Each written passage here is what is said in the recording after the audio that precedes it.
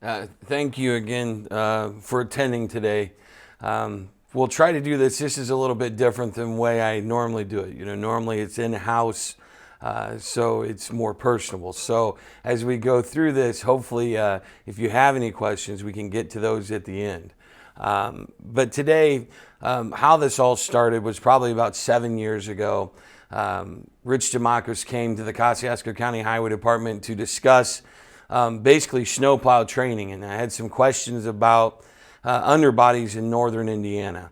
And he said, well, what would be good is if you come to Purdue Road School and you go ahead and present on this topic. So from there, it's been downhill ever since, right? So across the state of Indiana, I've been to quite a few different counties in quite a few different cities. This is my fifth year of doing snowplow training. And today, as we go through things, I guarantee there's guys out there today that are listening that's plowed a lot longer than I have. And I'm not here to reinvent the wheel. I'm not here to tell you things that you're doing are wrong or right. All we're trying to do in this class is to get you in the mindset for winter, to prepare you for things to come. So as we go through, remember that anything you do, keep safety in mind. So these are some COVID slides that you should probably try to practice if you're in large groups right now. Purdue has put these up, and they're good guidelines to go through. So as we go through these slides and we look at them, this is 4 o'clock in the morning. So as you see these, right, snow fighters across the country, they've already had 2 or 3 cups of coffee and they've peed 2 or 3 times, right? And still the white people are in bed, right? So the day doesn't begin without you starting. And as you get up and you do your job, remember that these are some of the things that are important to make sure that the world goes round. And part of it is starts with you, right? Kids can't get to school, people can't get to work until the roads are clean and safe. And it begins very early in the morning. Excuse me. So things we'll cover today and reasons why you plow is family. My daughter just turned 16 years old, so I've been going to church a lot more lately. But the reason being is so I consider, and I tell the guys, when you go out to plow, you go out to plow like you're plowing for your family, right? You want a dependable road, like your 16-year-old daughter's getting ready to plow a road. You plow for emergencies. Anytime the fire department goes out, you want to make sure that there's a clear road or that's a safe road. And then safe roads in general, and then local economy. Economy, we put this in here. Basically what it is that, those mom and pop stores, the roads need to be cleared for them to get to so they can stay open. In this day and age with COVID and people shutting down, social distancing, it's even more important, right? Because as you go through, Walmart and Target, they'll never shut down, but the mom and pop stores will. So keeping the roads as safe as they can so people can get to those local stores is very important. And the last one is because you're the only one crazy enough to do it. You've got a lot of you've got a 33,000 pound truck and you've got a 2-ton sled out in front with brakes that may or may not work, right? So you got to be a little kick to get behind the wheel and take on those drifts. Snow plowing is not for everybody. And as we go through this today, you'll hear me preach a lot about being an art, right? Snow plowing is just not hopping in a truck and digging, right? You've got to make sure that what do you have in front of you? How do you attack a drift? How do you attack snow? What do you have? How does your truck work? A lot of things. So it definitely is an art. Fewer accidents, safer roads, in the later months coming up, February, December, January, all through those winter months, the accidents in the state of Indiana increased by 2-fold just because of the snow and ice. So, safer roads or fewer accidents. Healthy economy, we kind of already touched on that just a little bit. But some things we'll cover today is general safety, maintenance, plow safety, excuse me, plow equipment, plow technique, and material spreaders as we go through. I always show this picture at the beginning when we go to different highway departments and city departments. This kind of is that slide that shows that it's not for everybody. So this gentleman here in the plow truck, This is his second day on the job, right? He worked at a local asphalt company for many years and thought that he was that tweener, right, in between retiring and insurance at the same time. So you're retired from one job, and we're the fill-in, right? And these guys are generally one of the more effective plow drivers, right? Second day on the job, and he hops out of his truck and says that's it, and his wife comes and gets him. So plowing's not for everyone, right, as we go through this. Developing a culture of safety at your department is very, very key. One of the bigger things to go through is to understand that bringing out trainers from the outside or watching Zoom meetings like this, right, or webinars, training your employees, training yourself. And I'll talk for 2 hours today, and you'll get a few things from me, maybe one or two, right? But what you'll really get is from those old timers in your group. That's where your niche is, right? And that's your senior leadership. And if you are a senior leader and you're listening to this, it's your responsibility to pass on your safety tips of the trade, things to look out for, things to be aware, maybe things that would make his job more easier, right? So to pass it on to the newbies or the youngsters, right? Other things is developing your route. So if you want to develop a culture of safety, you look at training. And the other thing you do is you start to build your route. So as you go through your route, run it in a pickup truck, right? And see your pattern. What's your main roads? What's your auxiliary roads? What are some spots that you need to look out for? Where's the street commissioner live? No, I'm just joking. So as you go through, though, you want to see main important parts of what you need to hit first and how you need to hit them and what time. So go out in a pickup, run your route, develop a pattern, because people will count on it, I guarantee it. And then after you run your route for a while, run it with your truck with a plow on. And I guarantee it changes, right? Your stopping distance, your turning radius. As you go through, you'll realize that route just became a little bit narrower, or it took you a little bit more time. And then look for landmarks as well, things to remember. So I should be at this 2 hours into my route at this point, right? As soon as I hit this landmark. So use landmarks as well to develop your route. Pre-winter safety training on equipment. So as you get through and you're developing that culture of safety, if you have a piece of new equipment, go through. Understand what you have. Make sure that what it is that you read through that manual. Be a student just a little bit. You don't have to read through. There's a lot of fine print, right? Go through the big stuff that has the exclamation point. And it might not just be a safety tip. It might also be something that would help you use that piece of equipment better. And it doesn't have to be just for snowplow training. Anything you get, right? If it's a chipper, a new excavator, whatever it is, go through and make sure that your maintenance on that or the agreements is make sure that you understand your new equipment. And then responsibilities and expectations. When you start going through, you need to understand what your department wants, right? And not every department is the same. What's your line of service, right? So if we're going all the way down to Orange County and we're using limestone chips, or we're going all the way up north to LaPorte and we're using just straight salt, it depends, right? Where you're at in the state and what you use. So as you go through this, please make sure that you understand that what is your line of service and how should you use it. And go through your agencies. Like, do they have a new policy? What is their policy? Know their policy just in case you ever get any questions. So developing a culture of safety still starts at the beginning. Tailgate talks about what you got. So what's your job for the day? Making sure that you communicate to everybody in your department or on your crew on what's coming up and how they should attack it. Pre-shift training about the benefits, right?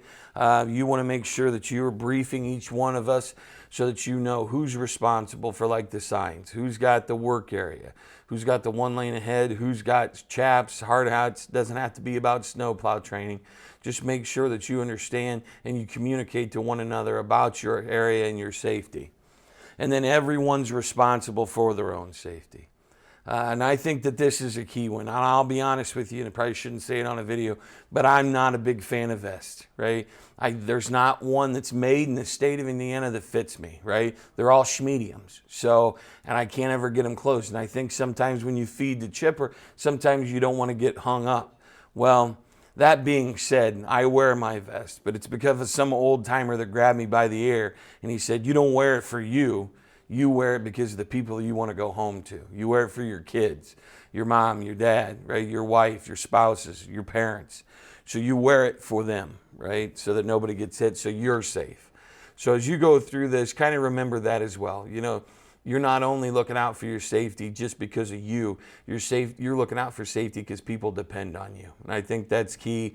I think just putting safety sometimes in terms that make it realistic is a big thing, not just for insurance purposes, but that benefits you and your family. Equipment safety training. As you go through, and this kind of goes back to the old timers, make sure you read through the manual, and old timers, share your tips. Look out for the younger guys. Look out for the new ones. Make sure that you're sharing information. If you see somebody doing something wrong that's unsafe, there's a way to go about it that doesn't make you look like a bad guy or whatever. So make sure that you tell them, and it all comes down to make sure that they're safe. And then look for safety labels on your devices. So, and this is just safety labels now is part of our way of living. You know, it's don't jump. Look for backup alarm. Make sure it's working. 3 points of contact.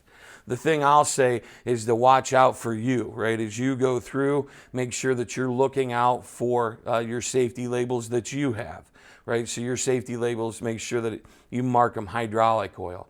You mark them mixed gas so that you can go through those as well. So, you know, we talked about getting a little bit and getting you around, right? But the other thing is, one thing that you can do is to prepare yourself. A lot of the times, as you see, you know, I talk about being prepared, that it's an art, right, to plowing. Well, one of the things you need to realize is that you are still an athlete. You might have 30, 40 pounds on top, but you're still an athlete nevertheless. So before you get ready, please make sure that you are preparing yourself. So the night ahead of time, you want to make sure that you drink plenty of water, go to bed early, eat a good meal. Don't eat something that's fried, right? Making sure that you're going through and that you're preparing yourself for a long day. And the same thing too is as you come home, right, from a long shift, my wife always used to yell at me. She'd be like, go to bed. Well, I actually can't, right? Because you've got that hum of the road in your head. So as you go through, come home, right? Relax an hour or two beforehand. Settle your body and before you go to bed. And that reason too is so that you can actually get a good night's rest. Because as soon as you go home and you go to bed, you're going to be having that road grime in the back of your head, that constant grind. So if you lay down, then your body wouldn't be settled. So making sure that you settle your body. And part of that with drinking plenty of water. And I'll be honest, I love coffee. And I could just drink it all the time, right? But as you go through and you drink too much coffee, sometimes you can be coffee logged. So intermix water as much as you can to stay hydrated. The more hydrated you are, the less likely you'll have for hypothermia. Hypothermia is basically when your body core temp gets too low and your things start shutting down. And what you'll see is slurred speech, right? People acting weirder than normal, right? If you see these signs and symptoms, make sure that they get help. If you find a coworker like this, have them an opportunity to get help. Same thing for frostbite. I guarantee you, no matter what you do and you go out and plow, you're going to get out of the truck. You're going to hop out, and all that we deal with is steel, right? I mean, your plow is steel, your truck bed's steel, everything's steel. And what will happen is you'll think, I'll get my gloves later, it won't take me long. Well, you know, the longer it is you're out of the truck, then finally when you get back into the truck and an hour goes by and your fingers start hurting, it's when that blood starts decrystallizing, really starts to hurt. So take care of yourself. Make sure that you wear your winter gloves. Hazards around your equipment, and this just doesn't go to from plowing. So if you go out and you look for storm damage and you've been out in the yard, you got to go cut a tree down, look for power lines before you hop out of your truck. Anything that can be damaging to you would definitely be power lines. And what happens is you become the conductor, right? You've got a wet road, you've got a power line hooked up to your truck. As soon as you hop out, you become the conductor, right? And that power goes through you. So look out for hazards around your equipment. And that's the same thing too as you get ready and you're getting ready to salt and sand and you're shifting your load back, maybe before you run your route and you pre-run it to see what you've got, look above you, right? See if there's anything that can damage you or hurt you, or where you can shift your load back at. Accidents and runoffs, this is going to be very key this very first snow. People are going to act like they lived in Florida their whole lives and never seen snow before. So be aware that this first snow, people will act a little funny or different, right? And you don't have any brine down. So far you'll have no residual down on the roads whatsoever, right? It's not like it's the third snowstorm of the year and you might have some salt left over. No, this is going to be the beginning. So as you get ready for the beginning, realize that it's going to be a little slicker snow, no matter what type of snow it is, this first one. This is a slide put out by NDOT a few years ago. This just kind of shows your sight visibility behind your truck, what you can see in your mirrors. And I think this is a good opportunity to check your mirrors as often as you can. What you want to do is set this up in a yard and have somebody pull behind you in a pickup truck as you sit in your dump truck, just to kind of give you an idea. If I can start seeing somebody or they start to disappear, how many feet do I have behind my truck, right? Where do they tuck in? What's my blind spot and how far back is it? So equipment talks about blind spots, I think, are very big.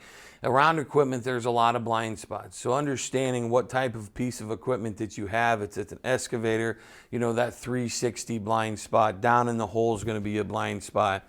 Areas that you know that once they tuck in, you can't see. And one key thing I think is no matter what piece of equipment you're in, before you back up, put that thing in reverse, put your foot on the brake, and let that backup alarm go for a while.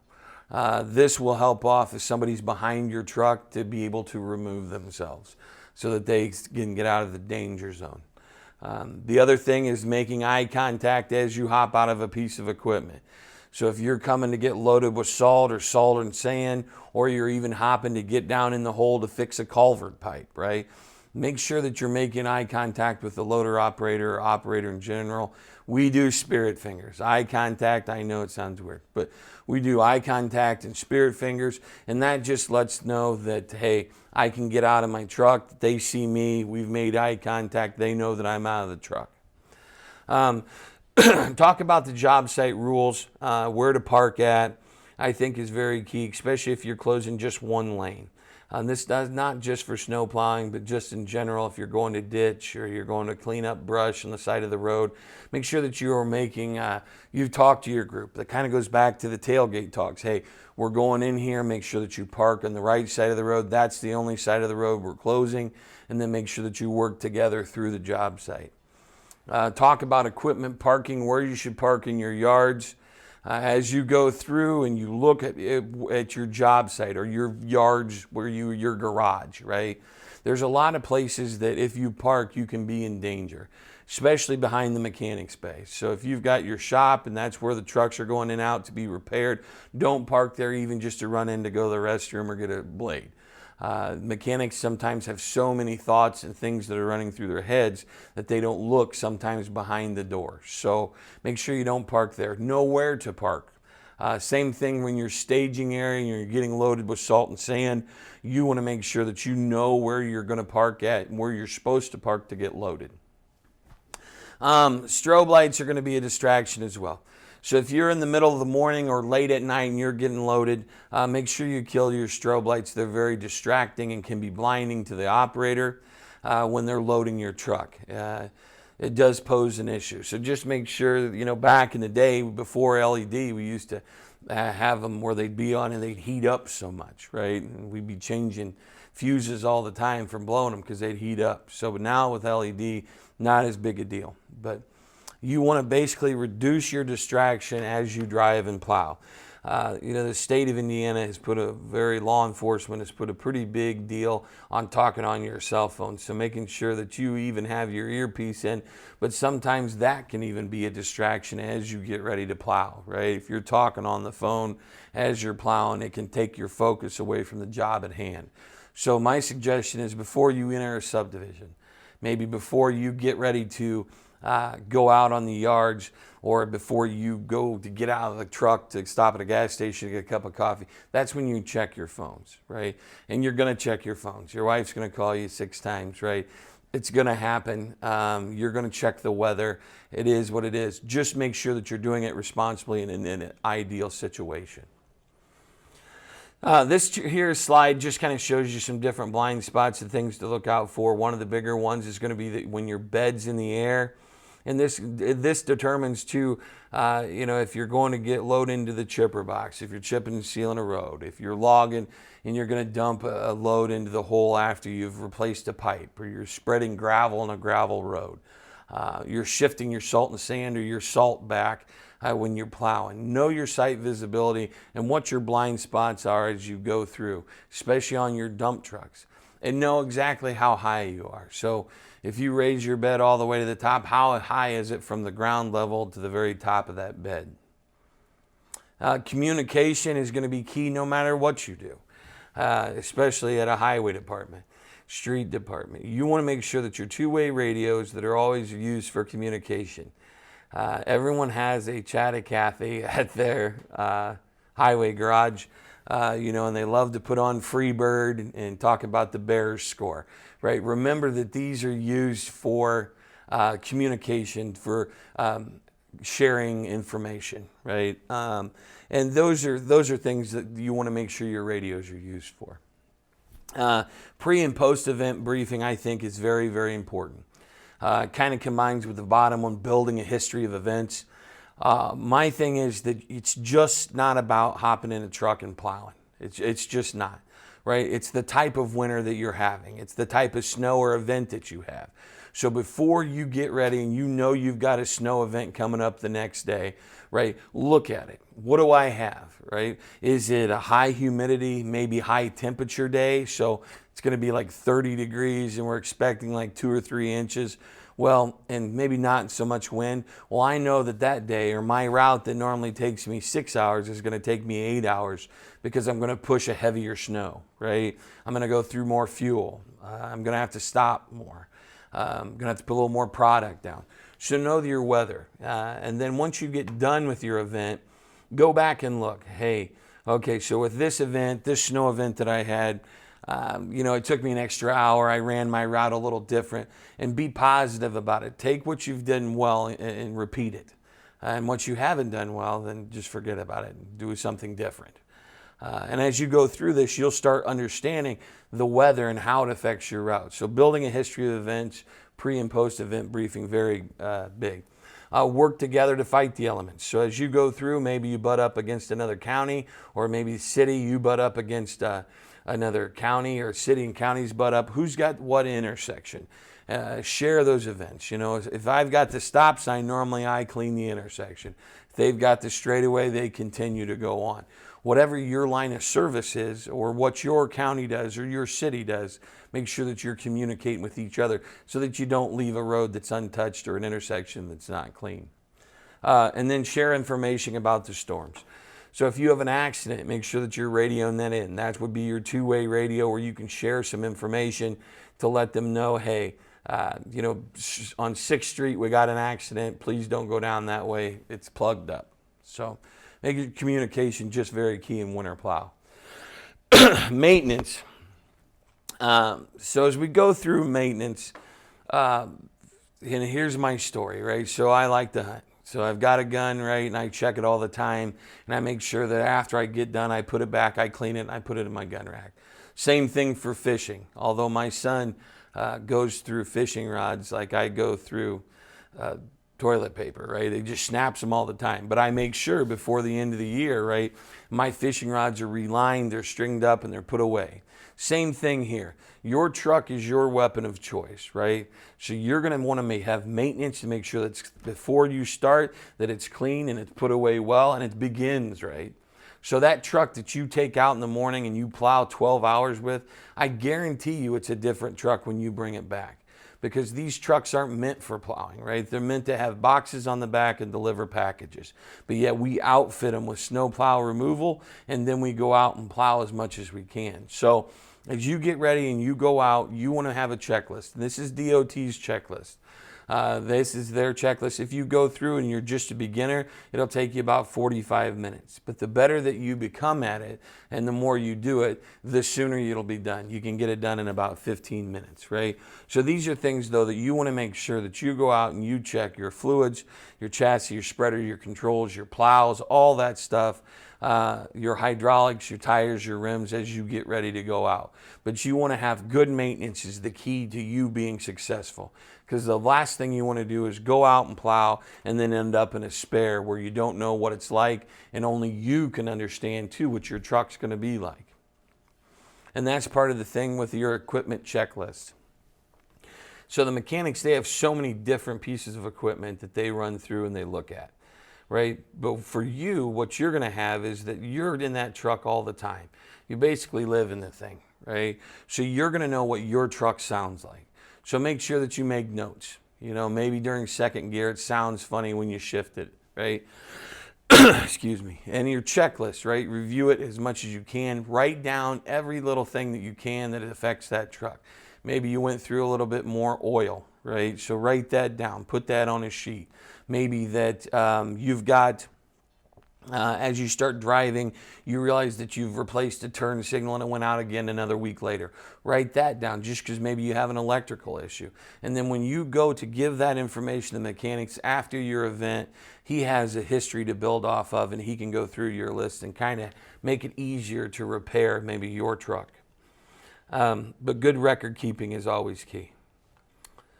Hazards around your equipment, you know, there's a lot of different things when you use jack stands or you're going to work on something, and I won't read through this whole list because some of it seems repetitive, but realize that when you're working on a piece of equipment, what does your repair have to be? What are some damages or maybe some dangers that you could have with your piece of equipment that you're getting ready to fix? Do you need jack stands, right? Are you going to put your bed in the air? Make sure that you use a proper block or post to put up your bed if you need to work on the hydraulics. Don't just jump a wood block in there and hope it holds, right? Make sure whatever you're working on in the shop that it's correct. And this is one of those slides where I just wouldn't be underneath it, right? This maybe isn't the right jack stands. So check your tires and rims as often as you can. And as you look through, you're going to realize that that inside or that outside dual on your passenger side is going to be the one that's weakest. You're twisting and turning. So you've got bare roads, you've got frozen roads, and you're trying to clean that intersection. You're putting that rim in a bind. And once you put that rim in a bind, they're very weak. The horsepower in these trucks has went up years after years, right? But those rims have stayed the same. So as you look for rust around those lugs, right, that's going to be your weak part of your steel. That's going to be the weak part of your rim. So look around those lugs that may be an opportunity where it might crack. Also, from the valve stem to the first lug is going to be one of your weak areas as well. So as you've been plowing for a while and you've plowed for a while, roll down your window, turn the radio down, and listen for that gentle pop. Once you have that gentle pop or gentle crack, maybe that might have an opportunity for you to realize that you have a damaged rim. Just little hints to look at. Keep your windshield as clear as ice as you can. And this depends too on what type of truck you have. The truck that I used to run or that I still run, I put the fan on the window and I keep it as cold as possible, windows down, heat on the floor. And what that does is the snow coming out of the plow, because there's not a plow in the state of Indiana that holds all the snow, right? It's going to hit that windshield and just blow on across. Now, not all of it will blow off across. Some of it will melt, it'll be slushy, right? And you'll build up that ice underneath your linkage. Make sure that you keep a lath with you. Or in my case, I keep a broken fishing rod, right? And I knock that ice out so that I can get my wipers so I can clean that, so it keeps my linkage. Because once your wipers go, then you're in trouble. Keep your steps as clean as you can with ice. You know, that passenger side is going to look like a snowman exploded on the side of your truck. There's going to be snow everywhere, right? Same thing for your passenger, your driver's side. You don't want to be able to slip and fall. So maybe the beginning of your plowing that you go and you put a little salt and sand, or you put a little salt on your step just to make sure that that has some melt so you don't slip when you get out. Keep your unit as full of fuel as possible. Very unrealistic, I'll be honest with you. When you get to half a tank, then that's when you should be thinking about it, right? That's when you should start thinking, hey, I better go and at least check when I get fill up with salt, right? Then top off with fuel. But always check your tires and rims as much as you can. For maintenance for your tires, without your tires, you can't go anywhere. Drivers should have an accurate tire gauge. So if you have a tire gauge in your truck that you've brought from home, or maybe the company has bought you, check it with the one in the shop to make sure that it's accurate. Make sure that they're both on the same page. Conduct a visual inspection before you even begin. And the old farmer hammer test still works, right? Baby sledge testing all of your hammers to make sure that they're properly done and that they're okay and that you don't have a flat. Check every tire and tractor trailer too, including the duals. Duals sometimes can be missed. Never weld or apply heat to a wheel that's been mounted. And then properly store your tires when not in use. Always use a safety cage when inflating, right? Especially when you get up and realize that, if a tire's ran less than 80% of its maximum PSI, the chances of the sidewall going out increase tremendously. So if you've had a tire that's ran less than 80% of its maximum PSI, dismount that thing and use it in a tire cage. And a lot of the times too, in tire cages, or just in general, when a tire blows, it's not the fact of being that it can hurt you coming off, but the other thing is the sound can damage your hearing as well. Always dismount a tire when going through this. And then the tires too, rims service can be done by a trained professional. So if you've had somebody that doesn't know what they're doing, ask for help, right? Make sure that you know. If you don't know, ask for help. And always check your torque on your lugs. And it depends too, and each department has different weights that they use for the torquing of their lugs. Go through and make sure that you understand what your company is asking for. Different types of lugs that are out there. There's hub and stud piloted. Both of them have their purpose, and both of them are for different types of rims. So as you go through, right, and the more subdivisions that keep coming up in our cities and towns and counties, the more curbs are coming in. So once you've had a damaged curb or damaged rim, right, that's the opportunity to make sure that realize that that's going to probably lead to a flat tire. That's where it's going to happen first. So always check your rims. It's very key when you go through snow and plowing. Now we have a video here that we'll play real quick. And on this video, it'll show you kind of what can happen when going through a tire and if not using a tire cage and the effectiveness of using a tire cage.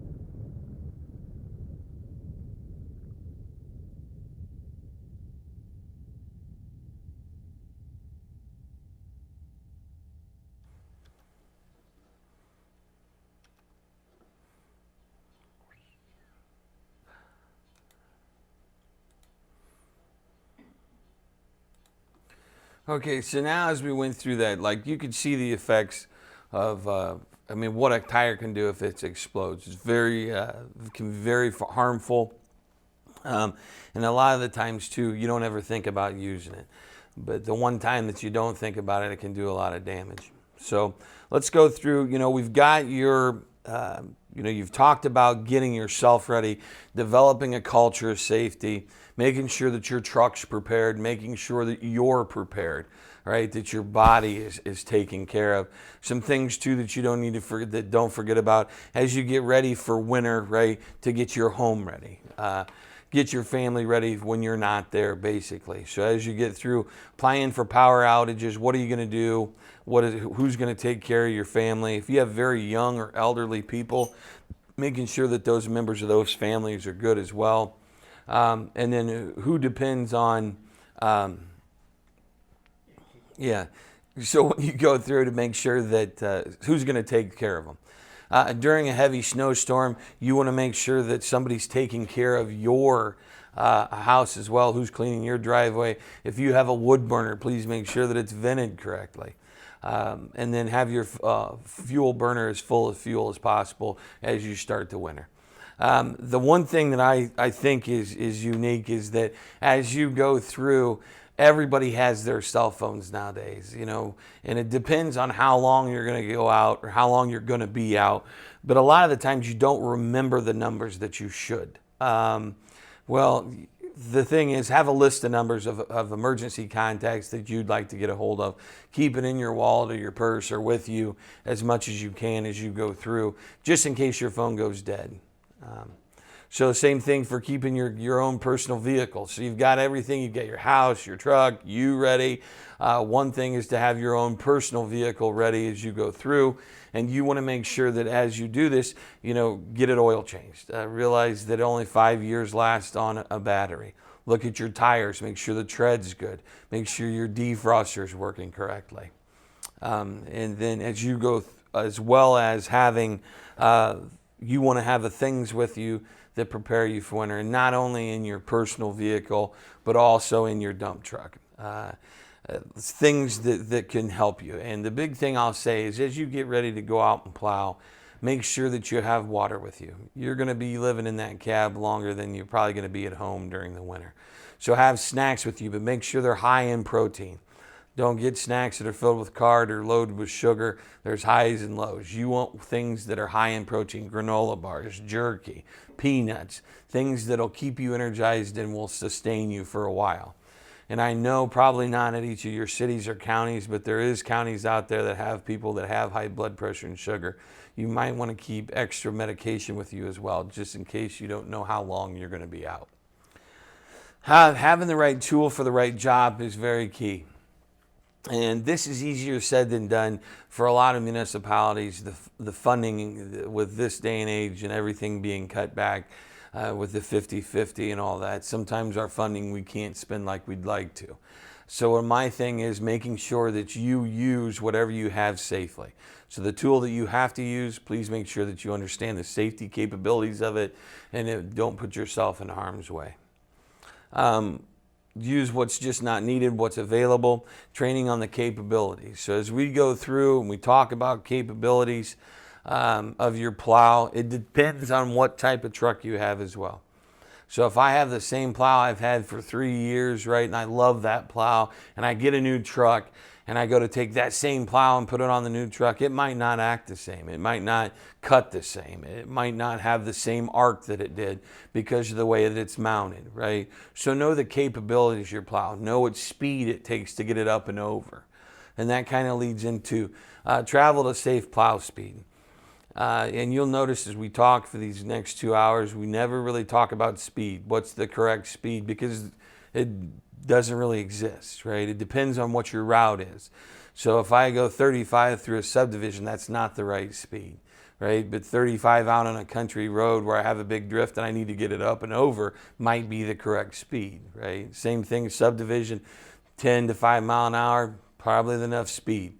If I do that out in the country, it's just going to keep caving in. So the right speed, what I'll say is that you're in control of your vehicle. You want to be able to, if someone pulls out in front of you, that you're in control of your vehicle, that you can stop it. right? And some of those things goes back to being a student of snow, knowing what type of snow you have, right? Are you on hardpack? Is it an icy day? Is it just breaking where it's just starting to get icy where you're slide? So knowing the capabilities of your plow and knowing the capabilities of what you have on your route are all going to determine the speed that you should go. And the speed of your vehicle, you just don't want to hit anybody or have that on your conscience. So being able to stop and be in control of your vehicle, whether you're in a small truck, a pickup, or a tandem dump truck with a side wing, you want to be in control of your truck. Additional equipment, things to look out for, right? As you go through, you've got tire chains, and I'm not going to read through this whole list, I'll be honest, but I will point out a few things. Make sure you always keep your toolbox with you. You're always going to need that baby sledge. You're always going to need the pry bar and your wrenches to work on your plow or your belly blade. Keep those things with you. And as you break down, if you switch into a spare, right, have those things with it you can take. Same thing with chains or a tow strap, right? You're going to have to be pulled out or you're going to have to pull somebody out at some point. And the other thing is have a shovel with you. Young guys, take this as much as you can. Always carry a shovel. You're going to need it. You're going to have bridging in the back. You're going to have tunneling. Sometimes you're going to get stuck, right? And it's going to happen. You're going to get stuck. If you don't get stuck, you're not wide enough, right? So put a little of that salt and sand down. Put a little of that salt on top of your tires. Sometimes it'll pop you out 3 times out of 10.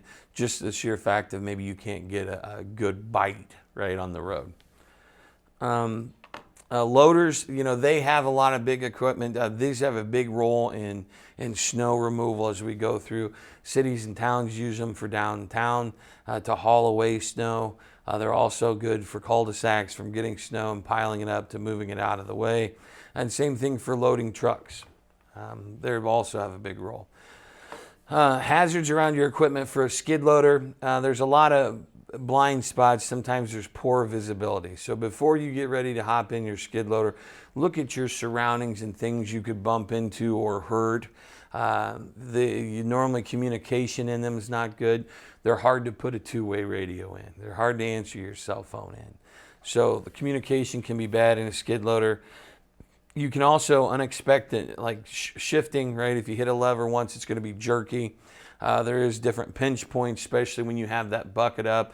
If you have the door shut, sometimes, you know, hydraulic lines being there, if they get in it, or like you get rip-rap stuck and you break a hydraulic line, sometimes it's hard to get out. And they do have an opportunity to tip over, right? If you get too much weight in that front bucket, you're trying to lift something very heavy like a header, right? You have the option of turning over. Big thing too is also look for power lines as you go through. For loaders and backhoes, the swing too of that backhoe, know your pinch points. Sometimes the footing on those things, if you're over the embankment, digging a ditch or putting in a tile, your ground underneath your pads might give way. So these are things to look out for that can be hazards as well. Same thing as you reach and you're swinging to put in a dump truck, look at what's around you, right? Is there power lines, telephone lines, things you can hit? But once again, and I put this slide in here twice because I think it's ever more important than ever, is that you're looking for power lines around you, right? So you're making sure that anytime you get out of a truck, especially in the middle of the night, or you shift your load, that you look for power lines because they're oh so dangerous. You want to make sure if you do get in power lines that you call first before you hop out of the truck. Identify to somebody else that you've been in a power line, that way that they can come help you. Know your horsepower and your weight of your stopping distance. This is going to be varied too. So as you call in, maybe you have a inside dual that's blown, right? Sharing your information with your mechanics. What type of load do you have? Do I have a wet, heavy load? Is it a light load? Am I down to nothing, right? Maybe they'll have you limp it in. Maybe they'll come get it. But also the weight will help defend too is going to be your stopping distance. So if you have a wet, heavy load, that truck's going to take a lot longer to stop and your brakes will get even hotter than hotter, right? So understand what type of load you have so that you can back off of it as you come to a stop sign and try to slow that thing down before you get there. You do not want to overload. The easier said than done, because you want to have on that weight so that you can push back and you have a little power behind you when you go and plow, so that your rear end loose is not, right? So the lighter the load goes and the more you're pushing snow, your rear end becomes squiggly, right? You can't hold on to it. So you want that weight on. But at the same point, it kind of goes back to maintenance on your vehicle, and that's your weapon of choice that you're going to go fight snow with.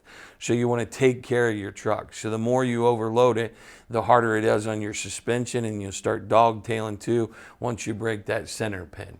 So the other thing, make sure that you center your load. One of the pet peeves of mine, make sure that you center your load in the middle of that bed so that you're able to make sure that the load is balanced out. Don't modify your equipment without approval first. A lot of the times, if you modify your equipment, there's always a side effect, right? Something affects something else. So before you modify your equipment, ask for help or make sure that you get permission first. Keep your winter gear with you at all times. You're always going to hop out of the truck, and we've discussed that over and over again, that you're going to get out of the truck. Doesn't matter what you do. So make sure that you have your winter gear with you. You're going to need your cards, your gloves, things to take care of yourself. The other thing is, don't forget your stocking cap, right? My son always goes out and never wears a stocking cap. I'm like, that's where 90% of your heat leaves your body, is through the top of your head. So put a stocking cap on to make sure that you're taking care of yourself so you don't get sick. Keep debris out of your cabs. And I'll be honest with you, if you're plowing and you're in that armored tank, most of the time if you get in an accident, you're not going to get hurt. But what happens is, if you flop that thing on the side, right, all those lunchbox that you call dinner buckets, right, just start flying around. Your tools start flying if you don't have them secure. Your come-alongs, right, all those things have become flying missiles inside the cab. So make sure that you have everything strapped down, that you have a clean cab. The other thing is just cleanliness in general, making sure pop bottles don't run underneath your brake or your accelerator. You're keeping that stuff back away so that you don't have to worry about stepping on something when you're trying to do an action, or if you're needing to brake real quick. Stay alert, there's so many things out there to look out for. One of the things is that most chances are, if you're going out and you're plowing, that there's going to be children at home. Anytime a snowflakes nowadays, we're delaying 2 hours. So if you're plowing, most likely your children are home. So as you go out and you get ready to go through subdivisions, look out for children. And subdivisions are going to be a completely different bird, right? There's going to be different things there. There's going to be trash cans. There's going to be basketball goals, small animals, toys out in the road, parked cars. So plowing in a subdivision, after you've plowed your mains, maybe that's the time where you check your phone, right? Because it's a different type of mindset. So you've been plowing mains all day, trying to push them back, trying to get them wide as possible, and then you go in a subdivision, right? So before you go in a subdivision, just take a break, walk around your truck, realize it's a different type of plowing. And you'll have more complaints a little bit too in subdivisions. Because as you plow your main roads, you shoot and scatter, right? But as you plow a subdivision, it's just going to log roll out and die there, right? It's not spreading out. So it looks like you're filling, more driveways in. Well, you're not. Same snow as was out on the main road. You're just not scattering it as like you used to. Also, watch out for bridges, pipes that you've just replaced. In the state of Indiana, the roads freeze and thaw like a champion. But those bridge abutments won't move. So as you get ready to, maybe you just put a pipe in, those will settle, the road will move, they'll stay the same. So as you get ready to come to that pipe cut, or you get ready to come to that bridge, slow down a little bit, right? And save yourself, save your plow, because what will happen is it'll catch on that lip, the plow will trip over, you'll rip off a shear blade. So just slow down as you come to those things to take care of yourself. Plowing near railroads, you want to stop, look, and listen, right? So as you approach, you want to pause and look for those things. Roll your window down, listen, turn down the radio, anything you can, because you can get complacent, and we'll talk about that in just a minute. Be patient in heavy traffic, and I'll be very honest with you, I don't have this capabilities. But cities and towns, what the utmost respect I have for you of dealing around parked cars and traffic. So trying to stay patient around those things is very important. As you run your route and you look for things that will affect you. So using marker sticks or using landmarks to identify what can hurt you or your truck are very key.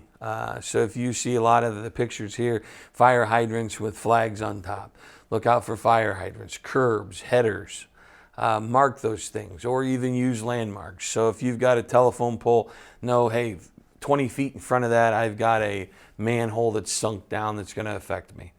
If you have alleyways or somewhere you're going to back into, realize that as you back up, when you pre-run your route, like we talked about the very first slide, you know, as you back into that thing, put a mark there or use like a telephone pole or a fence post. Hey, if I can't go past this point, or else I'll get stuck. And so in the middle of the night, you can use those landmarks so you don't effectively, so you can make sure that you don't get stuck. Cul-de-sacs and plowing subdivisions can be very difficult. One of the big things about cul-de-sacs is that realizing where to put the snow ahead of time. Communication or being a good steward for the city, town, or county is very key. You can get out, talk to people, understand, tell them where you're putting the snow, have them help you, let them decide where they want the snow. But leaving it in the middle seems to be not an option anymore because of the amount of trash trucks, school buses that go in there. And once you get that hard pack down, it's all for so hard to get it off. If you pile it in the middle and then take it away, right, you're going to have hard pack or residual left from that snow. Subdivisions are another thing just to take into account. There's going to be a lot of parked cars. So knowing where you're going to put your snow at is one of the key factors. But this comes to knowing ahead of time when you run your route. Look for areas where you can put snow and store it. I barely got that up. The other thing to look out for is that those big piles of snow. As you pile up these huge amounts of snow, children see them as igloos, right? So look for little toys, look for footprints, look for gloves. Before you ram that thing to push it back, blow your air horn, get out, look, right? Because the last thing you want to do is hit a kid and you just stay with you forever. So take that extra 5 seconds and just walk around that. The other thing to look out for is pedestrians.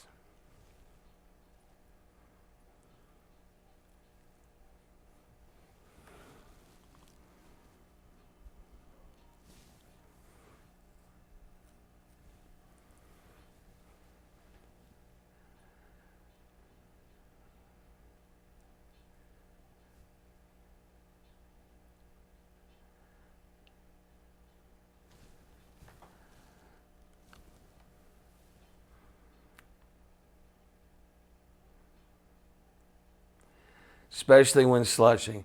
And I have I'll tell one quick story and then I'll get out of it. So lady comes up, calls in, and she says that she got knocked over with snow and she'd like something to be done to the driver. So I called the driver and I asked him. He said I didn't see her. He had a row of pine trees in the mailbox and it was 5:30 in the morning. She came out to get her mail. He's like, I didn't even see her, right? So I'm like, all right, well, just be careful. So she calls in again, and I said, she's like, what happened to the driver? I said, well, I fired him, but his 4 kids will be okay. No, I didn't do anything to him. But I did tell her, I said, next time you see that truck that looks like a Christmas tree and sounds like a freight train, wait until it goes past before you go get your mail, right? So speaking of trains, right? So this is in Hendricks County, actually. And we had went through and just did their snowplow training earlier this year and finally got to the county that actually this happened in. The driver had crossed it more than 20 times during that day, back and forth, because a train track ran through his route. At the end of the day, his stop, look, and listen just became a roll, right? So as you go through, make sure that you realize that Bill goes to work, he goes to work and comes home, crosses it twice, right? But if your train track runs through your route, you're going to cross it a heck of a lot more times. So every time you cross it, remember those simple things so that you don't get in damage if you can. So Before we wrap up and take a break real quick, and we'll come back, but remain flexible on your route. Make sure that you share information. Communication is always going to be key. Realize that you keep in control of your vehicle. If you're going too fast, right, somebody pops out in front of you, you can do a lot of damage to you and to somebody else. Always check your lugs as often as you can to make sure that you have good tight lugs. Your rims are ever so key. But know that what's the weight of your stopping distance. Whatever you have on your truck, it's going to affect the way you drive. You want to be in control of your truck. So that'd be speed, overloading things, but maintenance is going to be key, and understanding what you have and what you've done. And remember that it's just not about hopping in a truck. There's a lot of different factors to keep into account, and there's a lot of little things that you can do to make sure that you stay safe. So we'll take a 15-minute or break. Let's do 10-minute. Yeah, and then we'll come back. So as we get ready to go in through here, we'll talk about different plow equipment. And some of this might not apply actually to what you do out there, but it also will apply somewhat to just the different types. It just shows you the different type of plow equipment out there. Using what's the right tool for the right job, not what just available. So this meaning, so if you're going out and you maybe have an inch of snow, maybe you have an inch and a half of snow, maybe you don't need your one-way plow. Maybe you don't need your swing plow. You definitely don't need your V plow. But what you can use is your belly blade, right? So knowing what your snow is, when to switch over, you know, if you might have that inch or two of snow, and then you start getting that big high winds, and then those drifts become bigger and bigger, right? At that point, maybe that's where you switch over to your plow, where you need your plow to get it up and over, where a belly blade just won't cut it. And one thing here is these pictures, sometimes we put in pictures and then realize later that they'll help for later on. So if you look at the top left-hand corner, this is a V plow that's gone through a long stretch of drift. So you've got maybe 100, 200 feet of drifted parts, right? And as you go through with your V plow, he just tried to ram through it, right? Well, that snow, he couldn't get it up and over, so it encapsulated his truck, right, and his plow, so that his plow, he could not move anymore. The snow basically wrapped around the plow and wouldn't let the truck pull it out. So we'll talk a little bit more as we get further into the presentation about wiggling, right, through these big drifts. But that's just a good picture that shows what happens when you don't wiggle through a long section of drift. Equipment purchasing, and not all of you out there might be a part of equipment purchasing. But the one thing that I will tell you is to make sure that you share information on what works and what doesn't. So if you get a new plow and you realize maybe those wheels don't work like they should, or something you'd rather use a shoe, what works better, right? This plow is great, this one not so much. Just share that information with those that are buying, so that when they go buy again, they know what you prefer or works best for your county or your city or town. Training on the capabilities, and we've kind of already preached about those a little bit. Each plow is different, right? And each plow is going to work differently on different trucks. So knowing the capabilities of your plow is very key. One thing that I always suggest is that no matter what type of plow you have, for that very outside edge of your plow, measure it from the very farthest point into your tire, so that you know that once you start seeing that snow come out different colors, you know how many inches or feet you have until the edge of the road, right? So that you know the distance, so you can keep your tires on the road and still be able to get off the edge a little bit. So know how much space you have as you go through. The other thing is in the down left-hand corner of your screen, you'll see a mailbox picker. Now, I'm just joking, but I can't see the future, but I'm telling you, looks dangerous for the mailboxes coming up. So there's a lot of different type of plow equipment out there, and as we go through both of these, right, there's different types. Small trucks, most counties, cities, towns all plow with pickups and small trucks. The one thing that I'll tell you is that with those transmissions, right, the same transmissions that are in these are the same transmission as in here. Make sure that you look out, they overheat very easily. So And there's different plows out there that goes from a swing plow to a one-way, straight blade, full moldboard trip, sectional moldboard trip. There's reversibles or reversible swings. There's a fixed one-way. Many of these things have been developed and still trying to be developed the most effective way. And one plow might be good for your area, but might not be good for my area. It just depends on what works best for your city, town, or county. Now, as you know, like I've said, I've been throughout the state these last 6 years traveling, doing snowplow training. And one of the things that I truly enjoy is the meeting with you people and your employees, and to go through and see what you do. And I'll be honest, if you've got a good idea, I take it back to my county. So going through these things, it is interesting. And so you see a lot of interesting things. And as you look at this top pictures here on both the screens, this is from Steuben County, and these are called 80/20s. And as I had plowed, I have never seen these before. So 80% of it's going to be a one-way, and 20% of it's going to be a V plow. And the way they plow with them is very unique, right? And as we did their snowplow training this year, they identified to me how they went about attacking a road. And it's very interesting. And the way they do it works very well, and they're very successful at what they do. And at the bottom, this is from Marshall County and Jason Peters. These are root plows. And Jason and his crew down there are our neighbors, and they do a very good job of cleaning off the roads. And these plows here are very, very effective. They're actually one of my favorite plows to plow with. But the one thing about them is they are kind of unsafe. A little bit, they don't have a shear pin or braking pin. You know, as we did this before, and we talked to Jason's crew in the back of the room, the one guy's like, well, that's my plow. And I'm like, well, you be careful, right? Normally you're going to have a shear pin or you're going to have a braking point or springs that have that trip mechanism in case you hit something. The plow will give, right? Well, in this case, the plow doesn't give. Like, it just goes straight through to the back of the truck. The impact of what you hit while you're in the truck. But very, very effective plows. This is an old Oshkosh. They have a snowplow museum up in Wisconsin.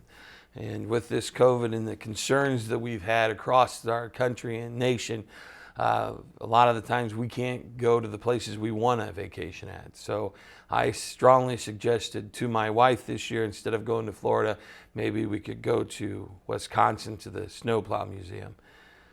Sadly, she turned that down pretty quickly, so we'll move on. Knowing the capabilities of your plow. And as this slide shows, that this is the wrong tool for the job. You know, we talk about having the right tool for the job. So you can see this plow is fully energized. It's completely loaded, but the release point of that plow goes straight into the side of the bank, right? So the road then becomes getting narrower and narrower day after day, right? If you have a snow event that lasts a week, you know, and then it starts melting, yeah, then you're okay, right? But here, right, he's just blowing snow, and so what happens is that road becomes narrower. This is actually my favorite slide. If you look at the very front part of this slide, and I'll try to move my mouse a little bit. So the very first part of the slide here is, if you look at this snowplow and the way that it attacks the road is very key.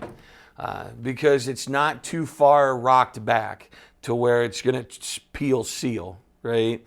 And it's not too far forward where it's just skimming snow. It's actually at the perfect cutting edge. With that perfect cutting edge, what will happen is that you'll see the snow come off better. You'll have a longer wear on your blade, and that's very key. And each truck, you need to make sure that you're setting your plow up so that it attacks the road in which you feel fit is best to cut snow off. And make sure that it's not just skimming snow off, or it's not peeling, sealing, ripping patch out, right? There's certain ways to go about it. And I believe, this is my opinion, that this is the best angle to take on the road. One way with the mouse here. And then a little bit about Northern Indiana and belly blades. This is a presentation. Part of it was that we gave 7 years ago when we did Purdue Road School. An underbody is basically having a plow with you at all times. right? And there's so many different advantages to having an underbody, whether it be grading gravel roads, smoothing out patches, plowing snow twice, right? Because what happens is you have your front plow down and you have your belly blade down, so you're scraping the road twice. And the difference is that God brings down your front plow with just sheer gravity, right? And the belly blade's brought down with hydraulics. So it's gravity versus hydraulics in that constant pressure. And for us to tell you what the correct pressure is, it depends on what your manufacturer is and your department. Because your department, I put 700 on mine. I like to pinch a little bit, but I'm cutting gravel roads as well. So we have to lighten those up a little bit in the winter so we're not just peeling off seal as well or taking out patches. Basically what it is that those underbodies are mounted to the bottom of the truck, and they're used linkage and spring and cushioning cylinders so that there is a little bit of a give to that. And the correct way to mount a belly blade, by a manufacturer, we do it just a little bit different. Manufacturers, I believe, for our plows or for underbodies are 21 inches from the ground to the turntable. Well, that sometimes doesn't take into account a load, right? Because once you put a load on a truck, your truck will squat anyway. And when that thing squats down a little bit, that lowers your turntable to road ratio. Wow, it's fancy, right? So my car is about 24 inches from the road to the turntable, just to make sure that it gets the correct bite on the road. And if you look at these here, this is a belly blade that's mounted incorrectly. This is from our shop, in fact. But what will happen is that the wear on the blade will end up knocking out the carbide bit because it's not wearing correctly. And as you go through, you'll notice on the outside edge of this plow, we do have a curb guard. And the same thing can be put on your plows too. And as you go through, and there's different stages of winter. There's the beginning stage in which we're in now, where we don't have much down. The edges are somewhat still solid, but not completely solid, right? And then you've got that middle stage of winter where the ground is completely frozen and you can get out a little bit. And then you've got that spring snow where everything's so soft, right? The roads are soft, the edges are soft. If you get off, it looks like you're going to lose it. Well, part of the things is why I talk about it is the dead of winter, when everything's frozen, those stones on the edge of the road, the curbs, the shoulders that we have, those stones become like sandpaper. So that's why we put double edges on our outside, because it wears out faster. But for those of you that do have belly blades, you'll know that the very first part is in the middle of the belly blade. And once that goes out, then you know that you don't want it to get into the moldboard. So here's one that's mounted correctly, so it's going to ride directly on the carbide. In fact, Marshall County does use a different type of blade than we do with the carbide, and then they have carbide in front, which makes their plows last longer. But they have a lot more money than Kosciuszko, so that's why we don't get those that they do. But those things are very a tall tale sign of just different types of equipment out there that can be used. We'll go to the next slide here.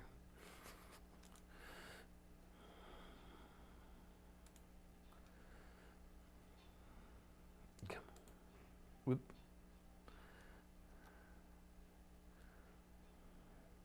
I had it. There we go.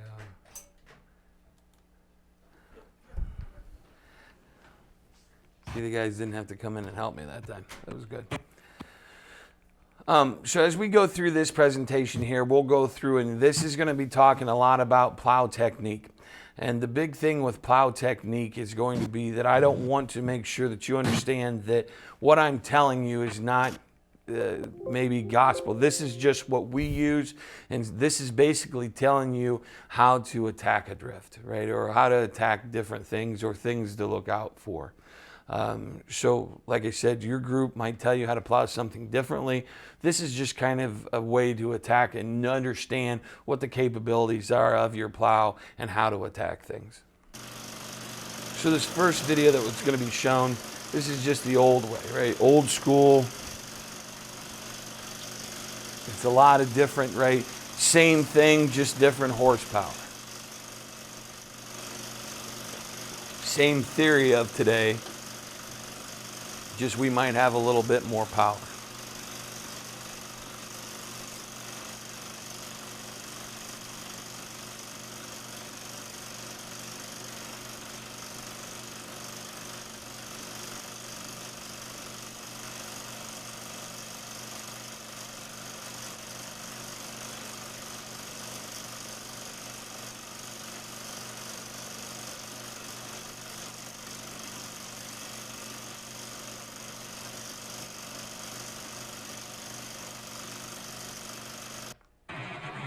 compared to modern day.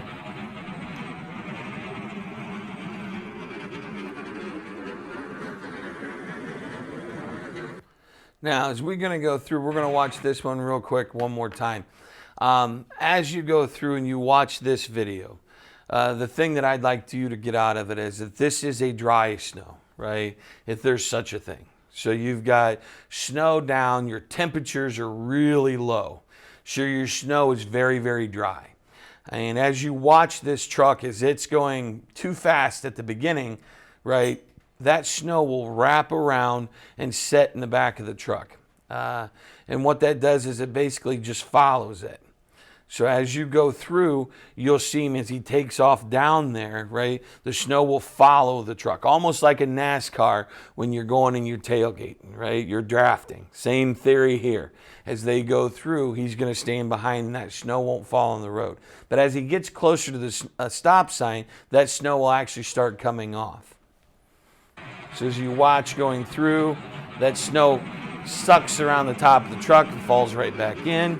Right, but as he starts slowing down, now he's getting more snow off the road than what he did before. So types of snow, some things to look out for.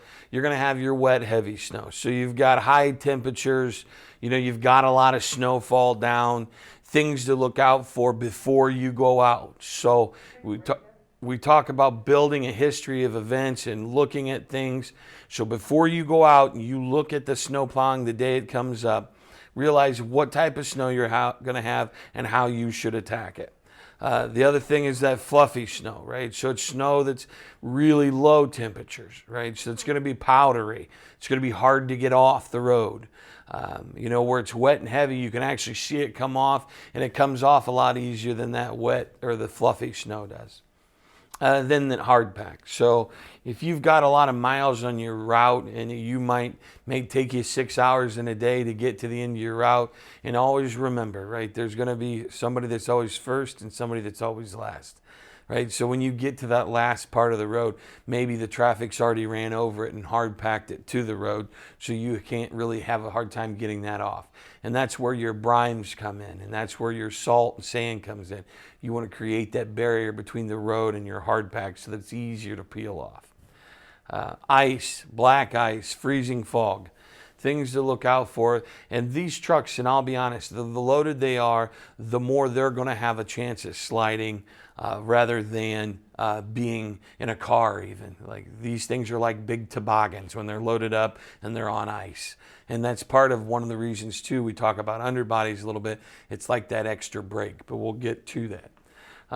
Your temperature is going to affect the way that you plow.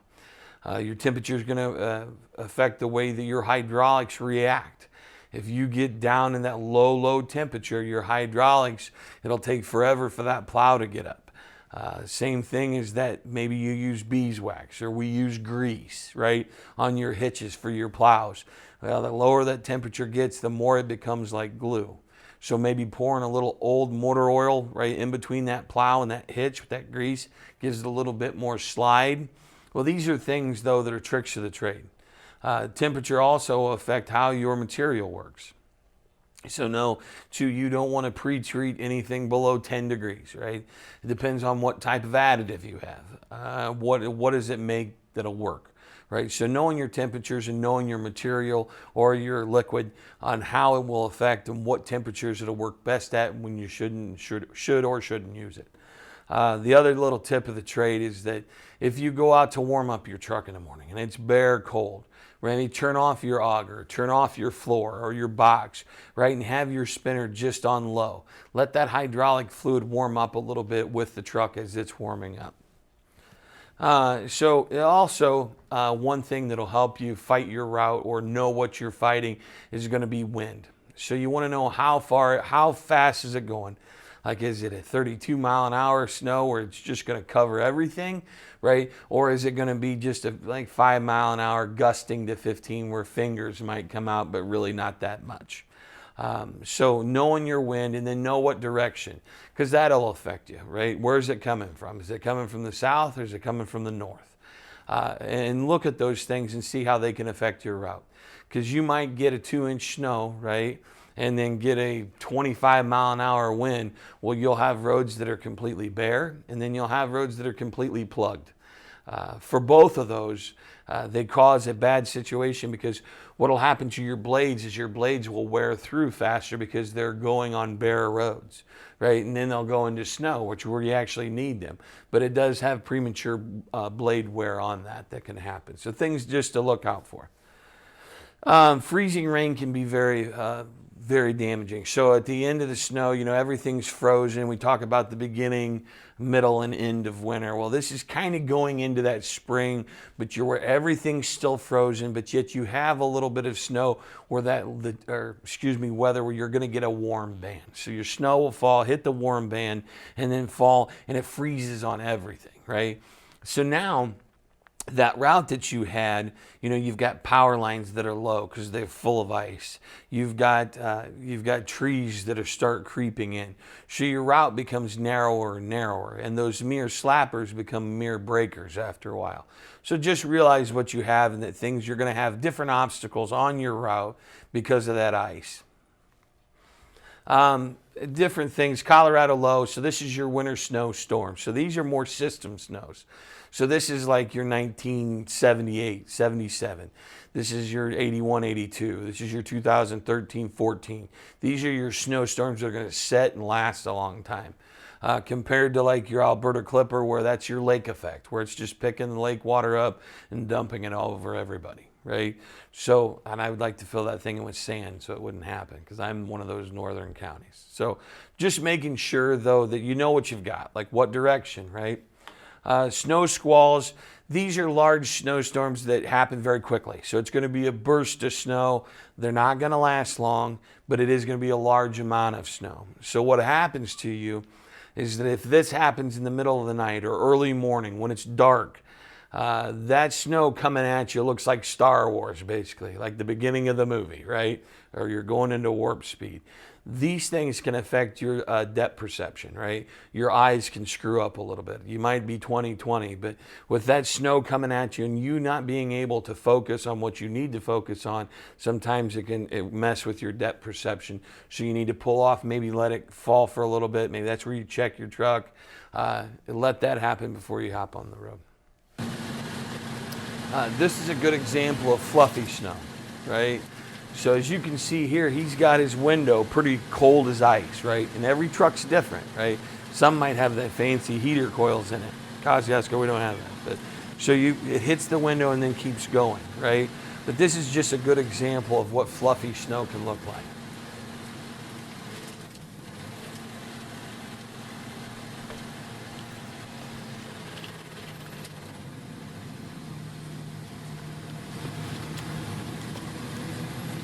Get the window? Yeah. So knowing the edge of your plow, right? So this is a late spring snow if you look at this picture, and realize that with our RV plows, man, it depends on each of you, that when we start seeing snow come out or dirt or grass, we know they found the edge of the road, because these plows here, the edge of the plow is right at the edge of the tire. So once you start seeing dirt, you know that your tires are actually in the mud. This is a good video. We'll watch this one twice.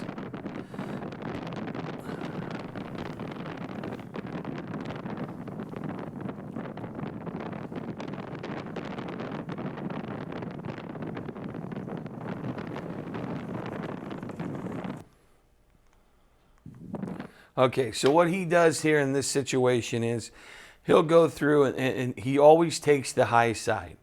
As we talk about taking on drifts, and it's not always possible, right? If you're in a city or town, sometimes you can't cut over and take the other side of the road. But what you want to do is you want to divide this snow. If you take the low side, you're only increasing the high side, which in turn, with that wind coming, because here it's coming from west to east, it'll just take that snow and dump it right back on the road. And what you'll have is a deeper drift than what you began with later on. So you want to take the deep side or the high side first and take it to the low side and let that wind just blow it off into the field or blow it off somewhere where it doesn't need to be. Okay. The other thing is that he uses here his landmarks. So he knows he's had this route for a long time and that he can see the edge of that fence. So as he gets ready to plow, he knows that the fence is 4 feet off the edge of the road. He needs landmarks because his sight visibility right now is probably not at 100%. So as you watch this again, look through, watch, he takes the high side out. And the other thing that he does is he uses his landmarks to know where he's at on the road.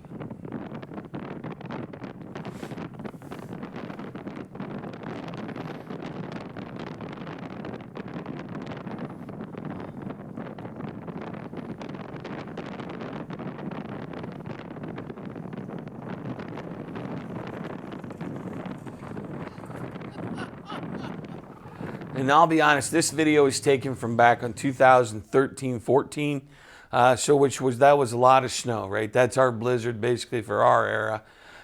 This film here, it shows that you've got maybe 1 to 2 inches of snow, but you do have that high wind. So you've got that 25 to 35 mile an hour gust.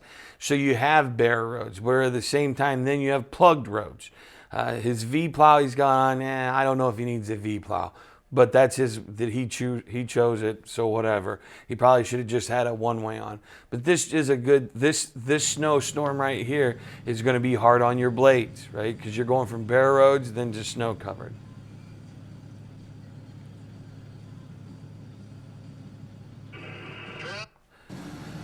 This video has a good explanation too. So as you go through this, right, and you watch this video, you'll see that the energy that you have coming out of your plow, because most plows turn twice, then throw, right? So you got 2 turns in the tube and then it shoots it, right? But as you go through, your energy or the snow that you see coming out is actually happening from about 50 feet ago, right? So the snow you're carrying and you're seeing coming out is from about 50 feet ago. So as you see an object coming up, in this case, they're power boxes and subdivisions, but if you see a mailbox coming up, right, you want to back that thing off about 50 feet before you get to it so that the energy from that plow doesn't knock it over.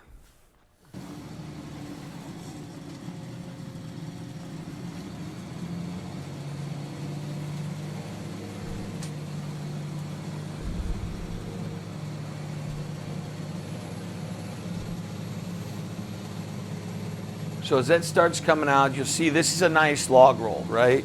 But as he gets close to that object, he'll back it off 50 feet from it. Once he gets past it, then he gets right back into it. And you can see that he's got a pretty good log roll. Now, I will say one thing about this video that's incorrect, right? For safety reasons. The guy himself is taking the video. So if you're driving, probably shouldn't take the video, right, of the plow. But anyway. So going on, so for plow techniques for V-plows, there's things like when should you use them, right? So as you go through, when you use it is when a one-way just doesn't cut it, right? When a one-way just can't get it up and over, or a swing plow can't shoot it up and over the high bank. They're great for opening up a road. And when the snow is over the front plow, right, that's when you should hop in a V-plow. It's kind of like the can opener of the snowplow world. They do a good job of getting it over the high bank. Things to be aware of, you always use extreme caution on gravel roads. Carry that thing. If you have a belly blade, you're very fortunate, right? So you can use that belly blade on that gravel section and lift that plow up. The V-plow doesn't extend out like a one-way does. You got to look out for oncoming traffic as well, because realize you're unloading also to your side. So as oncoming traffic comes, you should either stop or lift your plow up and let your belly blade do the work. Plowing down and back is only going to give you a lane and a half. So as you start plowing, realize that you're going to open it 1 lane, right? And as you come back, you're only going to use half your plow, and then you'll have to hit it again to get the other half. Watch your shoes and never change the snowshoe just by operating or lifting up the plow and holding with your hydraulics. That middle shoe is very, very dangerous. So make sure you use a chain, use a come along. Tie that thing up in some way that you can get underneath there and change that plow without just concentrating on that hydraulic cylinder. You never know when it's going to give way. Noble County Highway Department, and we went there the other day and showed them this. They still have the truck in the fleet. Great group of guys, does a very good job as well. But this just shows you the dangers, right, of a soft road and a gravel road. Why you shouldn't have your plow down on a gravel road. Some tips: always take the high side. We kind of saw that in that first video when we went over it.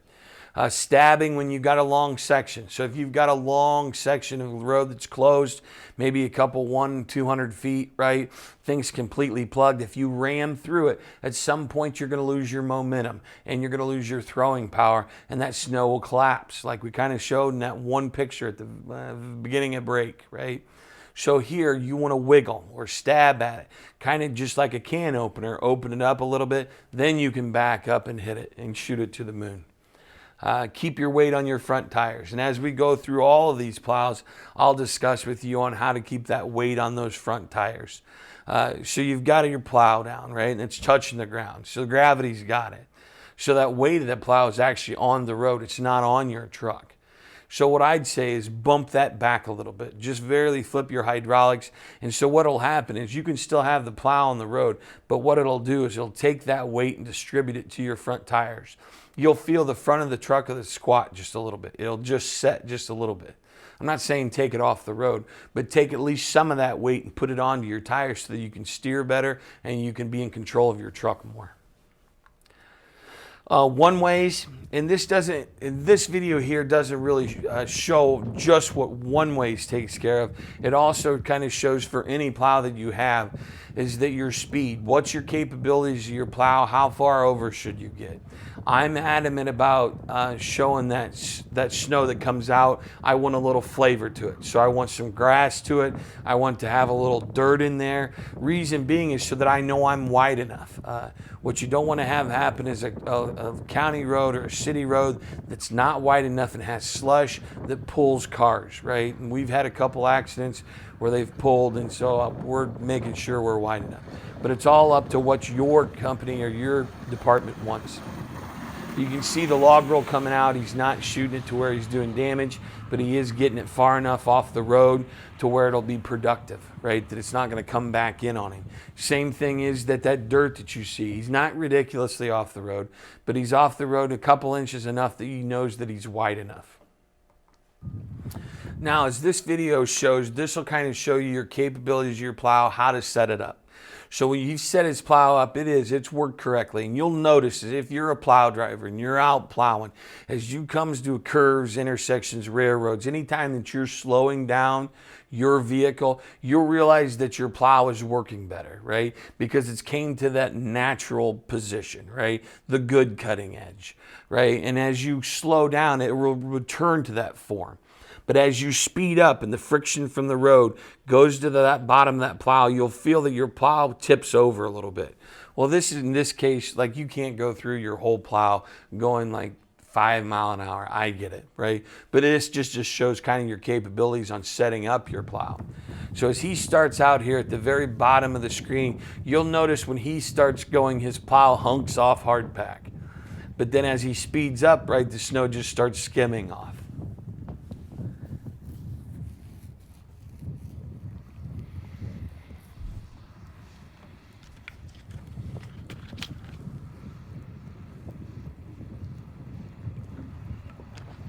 Right, so here he's just skimming snow. Still set up pretty good though. His plow does work. He's an older driver. And if you look at it, it's too bad he already went away, but he's Santa Claus. My son always calls him Santa Claus because he's a big white beard. But so when should you use a one-way, right? They're great for cleaning intersections. They're designed to move a large amount of snow at a pretty good speed, right? Minnesota and Root all came out with these years and years ago to remove snow very quickly, right? They're designed for up and over and out quickly as the tunnels, as the way the shape of the plow is set up.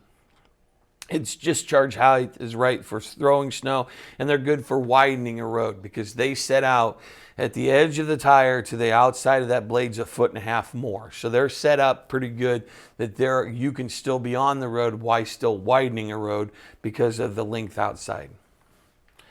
Things to be aware of, they're great for, you make sure you check your shoes, right? And a lot of them have shoes or wheels, right? We do both.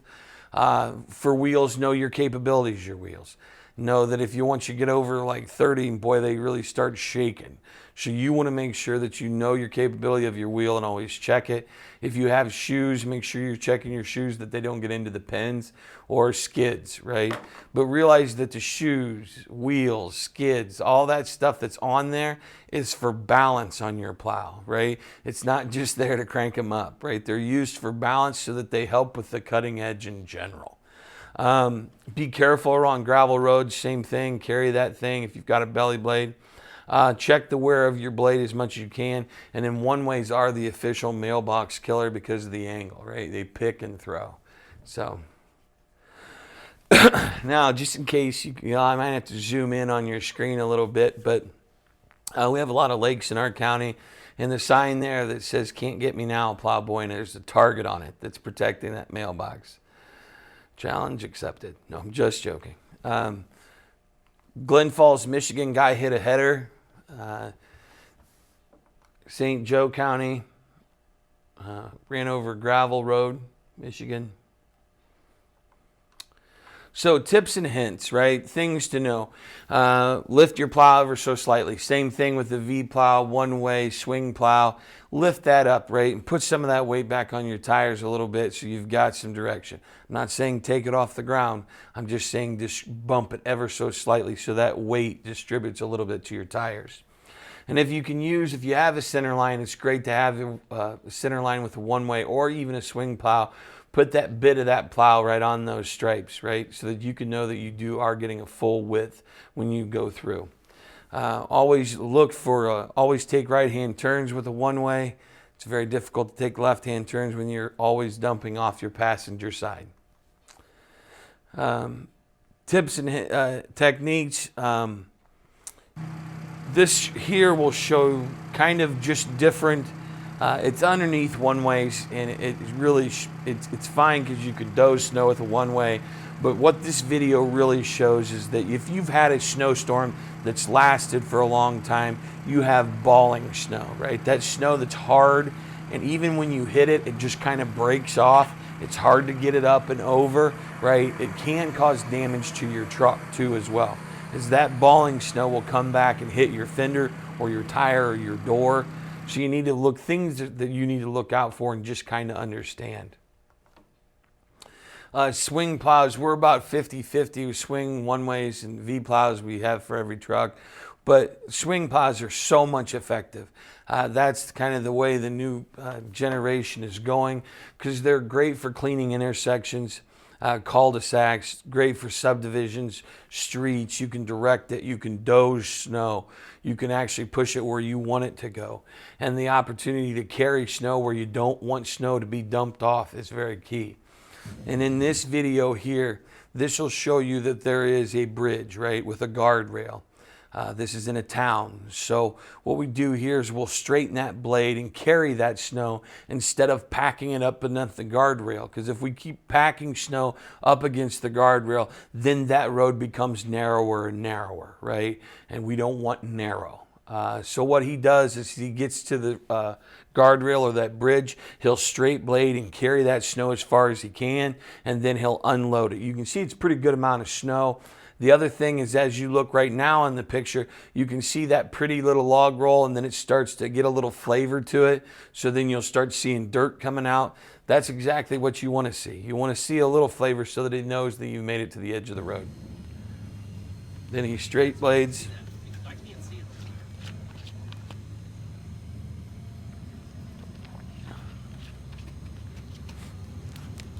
But this is one of those wet, heavy snows, right? So they clean up pretty good. You can actually see once you run your road that you've done a good job, and you can see what you've done. What's very frustrating is very fluffy snow. When you plow a road and you look down it, the wind blows it right back, right? Very frustrating. Intersections, these are things you need to look at ahead of time. So as you go through, look at what you have, where can you put snow. And this driver in this video here, he's got two ravines to the south. Both of them are guarded by guardrail. He's got a cemetery just straight ahead of the T, and he's got a hill that he's pushing up. Would I have put the snow there? Probably not, right? But for his sake, he wants to face the hill so he can see anything that's coming at him. right? He probably should have took the snow onto the west down the road a little bit. But he's trying to do what he can. And it's not a large amount of snow, so when people stop at the stop sign, they should still be able to see over it. It's not going to be a safety issue down the road. So things to know about a reversible, right? Use marker sticks on both sides, because once you get into a subdivision, even cleaning the intersection like we just saw in the last video, you'll be twisting and turning that plow every which way but loose, right? And if you don't have your marker sticks and you go get ready then to go and plow, sometimes it might not be at the angle in what you thought it was, right? So using marker sticks helps you get available, how close you can get to things, how close you can get to mailboxes, right? And the direction and angle in which you want to take when you attack that snow. Be careful around mailboxes. Carry a couple inches on gravel roads, right? And use your belly blade because you don't want to get dug into the road. This is that late spring snow, right? So beginning snow, middle snow where it's hard, right? And then you get that late spring snow where everything is just so mushy, right? So even though he gets off the road ever so slightly here, it looks like he just completely destroyed the road. The other thing is that wet, heavy snow, it does a lot of damage, as you can see to the fence here, which I wasn't happy with. Not happy, but anyway. So maintenance, right? Maintenance is very key on a swing plow. There's a lot of moving parts here rather than other plows where they're pretty stationary. So with those moving parts comes a lot of grease, right? Making sure your grease suits are greased. You check your wheels, you check your skids, make sure that they're still, that their wear on them is wearing correctly. Also, when you take off your couplers, right, for your swing plow, make sure you squirt a little juice in there to keep them clean. Some WD-40 hydraulic cleaner, whatever you have, and then bag them a little bit just to make sure that that road grime doesn't get back into your hydraulic system and cause you damage down the road from your hydraulic pump.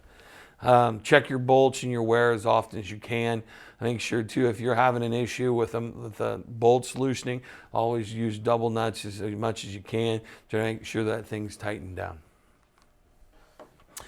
Belly blades, right? They're great for slushing. They're good for if you have 2 inches or less to just use a belly blade and not use your front plow. It's like plowing the road twice, and they're good for slushing. One of the things that we'll talk about real quick is as you go through here, making sure that as you clean your intersections, and there's so many different ways to clean an intersection. So for me to tell you the correct way, what's correct for me might not be correct for you. We always try to make sure that we plow down, back up, take a right, back up, take a right. My pet peeve is leaving the pie in the middle. Making sure that you remove that pie. That way that later on if you come back to take it out, you're not taking that pie out across a road that's already been plowed. Also Sunday corners where people swerve in to go out. You want straight through and wide intersections. So if you can on a one-way and using a belly blade, you can see in this picture, put that plow right in the middle of the intersection and then take a good right turn. And you can see the amount of snow like that would be picked up by that underbody itself. So we use these videos to show at road school the effectiveness of a one-way. This is an old-time driver, which means his plow is set up correctly, right? So this time he's not going to use a belly blade. So when he's not using a belly blade, you can see the amount of snow that he drives over as he's trying to get through it. So this is a young pup, first year plowing. His plow on the outside edge isn't even touching the road.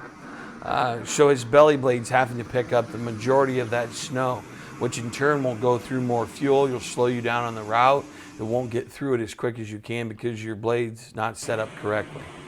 Here again, he's doing it, but notice that the amount of snow that second belly blade or the second plow basically picks up. The big thing is when you set your belly blade, you want to make sure that it's set at an angle that the discharge of that snow is just on the outside tire, right? And you can see this is the old timer that set it up correctly. So his plow is working. The amount of snow that he picks up just by taking that intersection is tremendous, right? And what happens with a plow is the plow circles and throws up, right? The underbody does the opposite. It curls up and throws it down. So that's why it's good for slushing, because when it turns, and it turns down going through a belly blade because it pinches it, it cups it, right? Where the plow sets back the other way, right? And it twirls it and throws it high. Cul-de-sacs, and these are just going through too. Cul-de-sacs are very difficult to go through and to plow. What you want to do is make sure that when you pre-run your route, you see where you're going to put the snow. As in this cul-de-sac and some out in countries, if you have power poles, that's a good spot to maybe pile the snow, because a lot of the times there is no drives, right? And there is no decorations around them. So as he goes through here, he's going to put it by that power pole, but at the same time, he's trying to cut it a little bit away from those driveways. Now, you can't do it all the time, right? But it does save these people a little bit of headaches, right? Because he has the option of where he can angle that blade to make sure that he does take that snow away from their driveways. And there's a few elderly that live out here that he wants to make sure that he doesn't have to make sure that they don't have to plow as well. And then the final thing is he's straight blading.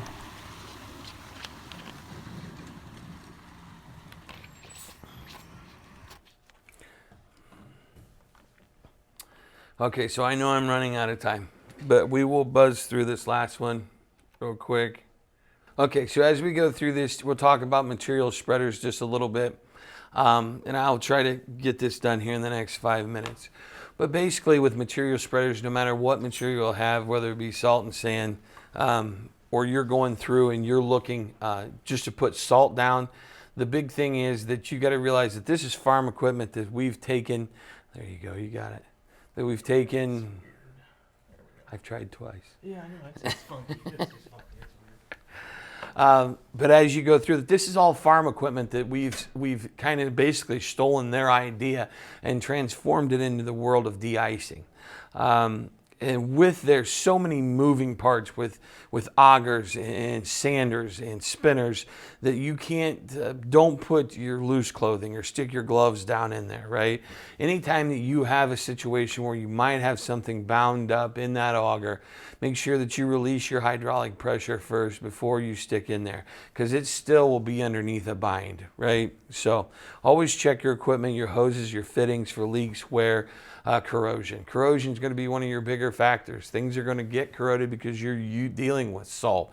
You're dealing with liquids that have high concentration of calcium that will build up on rust and rust up. And those things too. So as you look at the snow, maybe underneath your hoses and things, and see if they're cracked. If you have different colored snow underneath there, you know that they've been leaking. Always check your equipment, service and secure at all times, calibrate your equipment, and run a test in the yard. So as you get ready, you're getting ready to go out, see your pattern, right? Make sure you can see it in your mirror, not the passenger's mirror. So as you look at that and you see that, know that that's something that you want to do. Make sure you have a good pattern. Use one of your buddies to help you out, right? Know that your dials are set correctly. Spread, like for your salt, tips to remember when salt spreading, right? Your material should be slow and steady. Don't let the material bounce to the ditches. That's my huge thing, right? Don't salt the ditches. Salt and sand, same thing. Put it in the middle of the road and let that traffic work it out to the outside edges. Reduce your spinner when you see multiple lanes of traffic, or increase it, right? Look for oncoming traffic. You don't want to bounce it off the side of the car if you don't have to. Avoid wet or frozen material. Clean your bed before, right? So as you get ready to load with salt, sand, whatever you got, whatever you're putting down there, you want to make sure, if you've been using to use salt, to make sure they're not in the corners of the beds. You want to clean out your 73s or anything like that. Shovel out your corners before you load your truck. That way, if you put that material down, you don't have stones flying out the back at oncoming traffic or people behind you. And then once you get done with your preparing, right, you've put salt and sand down, you've put your salt down, you've done whatever you're doing to pre-treat the roads, you want to clean your equipment. Remember, that stuff's corrosive, and you want to have maintenance on your vehicle. So go ahead, men, we talked about that earlier, taking care of your weapon, right? Well, that's part of it's rust, right? So clean that thing out after you get done. Maybe it may be 2 or 3 days down the road, but you still want to clean it out. The whole theory of it is, and goes to brine, this goes to pre-treating, right? This goes to salt and sand that we put down weeks ago. You want to create that layer of brine or salt, right? Basically on the road, residual, right? You want it to be on the road so that you have that barrier between the road and your snow, so that when you go to peel it off or you go to plow it, it comes off easier. So you can get down to bare road, because our whole premise of this is going to be when you want safer, dependable roads. That's your whole premise of using this, right? And we talk about pounds per lane mile. If you're exceeding 400 pounds per lane mile of salt, that's too much, right? And know your capabilities of your salt. What's the temperature it's going to break out? What's the minimum you can pre-treat at? If your roads look like this, you've put too much down, correct? So the assessment of the current method, right? So your salt management. What's your inventory, right, asset for all de-icing equipment? So go through everything you have, whether it's pre-treating, whether it's putting it down, what's your calibrate everything that you have, and realize that you can't just calibrate one truck. You have to calibrate them all, because one might act differently than the other one. And I'm trying to hurry. Actually, you take your time, because questions are kind of light and everything, so just... Okay. So as we go through, right, there's been many years that we've gone through and looked at like de-icing equipment. It started way back in the day where it used to be the chain driven, right? Off the chain, how fast you go would be how much you put down, right? And well, as we speed up things a little bit, now we get to hydraulics in the 1980s. And then in the 1980s to 1990s, we get hydraulics where you can adjust them. So you've got flowable valves that you can different rates on your auger and your spinner, right? And then in the 1990s to today, now you've got your computer program where you can understand what you've done, how much you've put down per lane mile, and you can actually track the trucks to see how much salt you've used. Calibration has a very big influence on what we've done. And there's new ways that Purdue University is coming out to calibrate too that are easier and quicker that we've been working on a little bit here. But it requires nothing special, right? But the big thing is the list of tools that you see here are all things you can buy at Ace, right? They can buy at your local hardware store to just calibrate your equipment. But what calibration does is that it'll help you manage your salt. It helps you use not excessive amount of salt so that you're wasting material and costing your county more money. Basically, you want to reduce salt usage is one of the benefits of it. Allows the older units with high salt usage to be cut back, right? And you can use this performance to measure your truck's hydraulic system and its electronic controls as well. And then it helps you for buying in the future. So if you're going to buy salt, it kind of helps you give a line of how much you want to buy, and so that you can reduce your budget. How much is enough, right? 300 to 400 pounds per lane mile. These variables will depend on like your application rate. And your application rate will also be effective on what type of temperature you have, the volume of precipitation, the type of pavement, and the speed in which your truck goes. And then also what will depend on how much you should put down is what's your line of service, what's your level of service, the traffic volume. If you have a road that's very highly traveled, right, putting salt down, and in rural areas you might spot salt and sand. In your intersections, curbs, and subdivisions, you know, you're always going to put that material down just to have a safer spot for those to slow down or to stop as they go through. And also what will help depend on how much salt and sand you put down or salt that you put down is going to be the severity of your winter. If you're in northern Indiana and you have a large amount of drifts, you're not going to put down a lot of material at first. You're going to want to keep your weight on your truck so that you can make sure that you get those drifts back with the weight you have, that your rear end doesn't become so loose. And if you treat an area where it's been drifting and been blowing, all it'll do is it'll create that drift will keep getting bigger and bigger because it catches on your material. But then once that's done and it's safe, then you can go ahead and put your material down, then it'll start melting.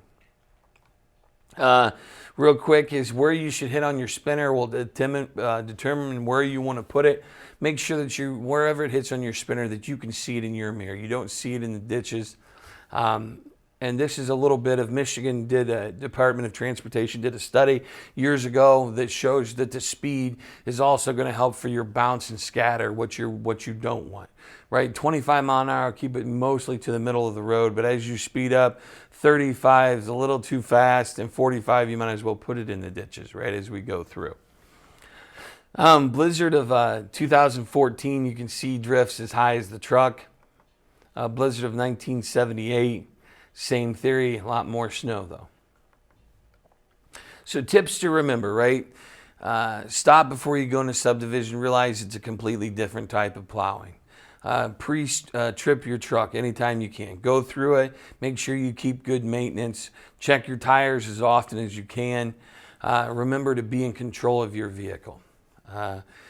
As you go through, this picture shows the devil whispers in the plow driver's ear, you cannot withhold the storm tonight. The plow driver replies, I am the storm, right? So as you go out there, and I appreciate you listening through this today, but I say thank you for those that serve, right, that go out and plow. Sometimes it's a thankless job, and what you do is very, very important for plowing, even patching the roads to cutting brush. Those roadways are the infrastructure in which our company and country is built on. So things can't happen without those roads being safe. So I really appreciate your service to your city, town, or county or municipal, because what you do is doesn't go unnoticed.